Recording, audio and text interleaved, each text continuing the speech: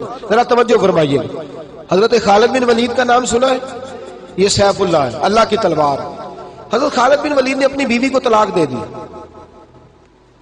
اور بڑا عرصہ وقت اچھا گزرا، طلاق ہو گئی، بیوی چلی گئی. ایک باغ بھی دیا تحفے میں. بعد میں آدمی پوچھنے لگا حضور آپ نے بیوی کو طلاق دے دی، کیا معاملہ تھا؟ آپ فرمانے لگے کوئی مسئلہ نہیں، میری بیوی بڑی نیک تھی، پرہیزگار تھی، اچھی تھی، فرما بردار تھی. انداز دیکھیے گا. کہنے لگا جناب عجیب بات ہے، طلاق بھی دے دی اور اچھی بھی بڑی تھی، کس بات پہ طلاق دی؟ آپ فرمانے لگے وہ میرے ساتھ 27 سال رہی ہے. کتنے سال؟ اور میں انتظار کرتا رہا ہوں. میرے نبی پاک صلی اللہ علیہ وسلم نے فرمایا جس کو اللہ تکلیف نہیں دیتا اس سے اللہ ناراض ہوتا ہے. میں نے 27 سال انتظار کیا، اس کے تو کبھی سر میں درد نہیں ہوا تھا. تو آپ فرماتے ہیں میں نے اسے ایک باغ دے کے بھیج دیا اس کے میکے. میں نے کہا تیرے اوپر چونکہ آزمائش نہیں آتی تو کہیں ایسا نہ ہو اللہ تجھ سے ناراض ہے تو مجھ سے بھی ہو جائے. مانے لگے اس خیال میں نے اس کو بھیج دیا ہے کہ اس پہ تو تکلیف ہی کبھی نہیں آئی. ہمارے ہاں ذرا ذرا سی آزمائشیں ہیں اور لمبے چوڑے پہاڑ ہیں. اور ایک اور بات سن لیں، آزمائشوں میں جو جینا سیکھ جاتا ہے نا، رب کریم اسے درجے بھی بڑے ہی عطا فرماتا ہے. جس کا دنیا میں کوئی سہارا نہیں نہ بنتا پھر اسے خدا کی رحمت آگے بڑھ کے سہارا عطا فرماتی ہے. اپنی زندگی کے اندر آزمائش سے لڑنا، تکلیف سہنا، ذہن بنا لے تکلیفیں آئیں گی، آزمائشیں آئیں گی، بیماری آئیں گی، مجھے برداشت کرنا. جس کے اندر برداشت ہے اس کا حوصلہ بہت بڑا ہے، اور جو برداشت سے آ رہی ہے وہ ختم ہو جائے. میرے رسول کریم صلی اللہ علیہ وسلم کی صحابیہ حضرت اسماء بنت ابی بکر صدیق، جناب صدیق اکبر رضی اللہ تعالی عنہ کی صاحبزادی ہیں، حضرت عائشہ کی بڑی بہن ہے. یہ وہی ہے جو غار ثور میں میرے نبی کو کھانا پہنچایا کرتی. 90 سال سے زیادہ عمر ہوگی حضرت اسماء کی، اور ان کے صاحبزادے عبداللہ بن زبیر رضی اللہ تعالیٰ عنہ. 90 سال سے زیادہ عمر ہوگی اور ان کے صاحبزادے لڑائی کر رہے ہیں حجاج بن یوسف کے ساتھ. آنکھوں سے انہیں نظر نہیں آتا حضرت اسماء کو، بوڑھی ہو گئی، صاحبزادہ جہاد کر رہا ہے. حضرت عبداللہ بن زبیر اپنی والدہ کے پاس آئے اور آ کے کہنے لگے اماں میرے کچھ ساتھی بھاگ گئے ہیں، کچھ کمزور ہو گئے، حجاج کے ساتھ میرا مقابلہ ہے. والدہ بڑا کم نظر آتا ہے، پریشان ہے، 90 سال سے زیادہ عمر ہے. اور ماں گلی میں جھگڑا ہو رہا ہو تو بیٹے سے کہتی ہے بیٹے تو اندر آ جا جلدی سے، تو نہ بیچ میں حصہ لے لے.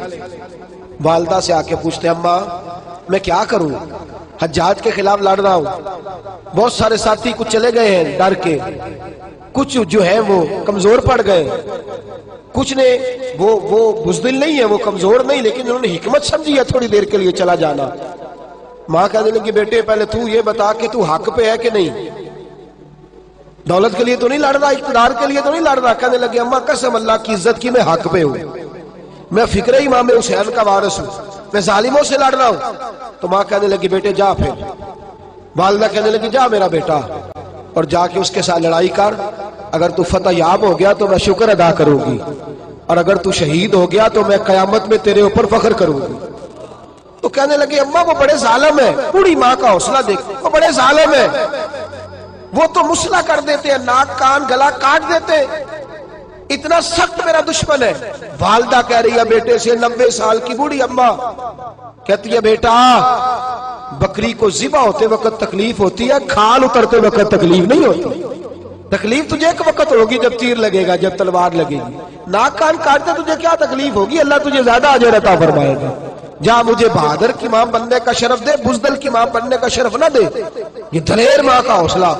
یہ لفظ کہہ کے بیٹے کو بھیجا. حضرت عبداللہ بن زبیر لڑے، 14 دن تک آپ کی لاش لٹکی رہی، لیکن 14 دنوں تک آپ کے وجود سے خوشبو ہی آتی رہی. حجاج بن یوسف نے آپ کی ماں کو بلایا، حضرت اسماء آئی، کہنے لگا تجھے پتہ ہے تیرے بیٹے کی لاش لٹک رہی ہے؟ کہنے لگی کیا کہا؟ لٹک رہی ہے؟ ہاں تیرے بیٹے کی لاش لٹک، کیا کہتے ہو؟ تیرے بیٹے کی لاش لٹک رہی ہے. پھر بتا لو، تیرے بیٹے کی لاش لٹک رہی ہے. آپ فرمانے لگی شکر ہے اللہ کا، میرے بیٹے کی لاش لٹک رہی ہے، کہیں جھکی ہوئی تو نہیں ہے نا، کسی ظالم کے آگے جھک تو نہیں نا گئی، کہیں اس نے گلا کٹایا ہے، کہیں جھکایا تو نہیں نا، شکر ہے اللہ تعالیٰ کا. کہنے لگے تو مجھ سے سفارش نہیں کرے گی کہ اس کی لاش کو ہٹا دوں؟ آپ فرمانے لگے جس رب نے اسے شہید ہونے کا حوصلہ دیا ہے وہ اسے قبر کی اعلیٰ جگہ بھی عطا فرمائے گا. حضرت عبداللہ بن زبیر جنت المعلی میں آرام فرما رہے ہیں. اور سرخیل ہے وہاں کے مسلمانوں کے عزیزوں، تکلیفوں کو آگے بڑھ کے وصول کرنا۔ ذرا ذرا سی بات پہ لوگ چیختے چلاتے ہیں، کفر بولتے ہیں، گھروں میں فوتگی ہو جائے تو کفر۔ حضرت جعفر طیار شہید ہوئے، حضرت علی کے سگے بھائی تو ان کے گھر کی عورتیں رونے لگی، حضور نے فرمایا جاؤ انہیں چپ کراؤ۔ صحابہ گئے، خاموش نہ ہوئی، پھر رونے لگی، فرمایا چپ کراؤ انہیں، پھر چیخنے لگی۔ تیسری بار حضور نے فرمایا نہیں چپ کرتی تو ان کے منہ میں خاک ڈال دو، انہیں پتہ نہیں جو بین کرے، سر پھاڑے اور اپنے چہرے پر اپنے ہاتھ مارے وہ تو میری امت میں شامل ہی نہیں ہے، تو میری امت میں شامل ہی نہیں۔ میرے عزیزوں، شریعت اسلامیہ حوصلے کی بات کرتی ہے، صبر کی بات کرتی ہے۔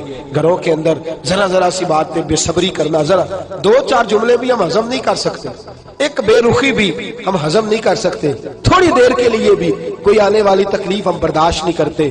بے صبری ہے، ہماری کم حوصلہ ہے اور تحمل مزاجی سے دور چلے گئے ہیں، اس لیے ہمارے غم بھی روز بروز بڑھتے چلے جا رہے ہیں۔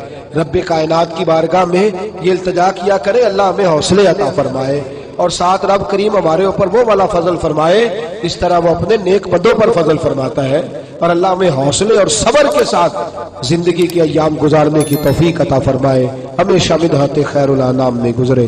دعا ہے یہ عمر درود و سلام میں گزرے۔ آخر دعوانا ان الحمدللہ۔ محترم ناظرین، اگر آپ کو میری ویڈیو پسند آئی ہے تو ویڈیو کو لائک کریں، شیئر کریں اور بیل آئیکن کو پریس کریں، اور میری ایسی مزید ویڈیو دیکھنے کے لیے میرے چینل کو سبسکرائب کریں۔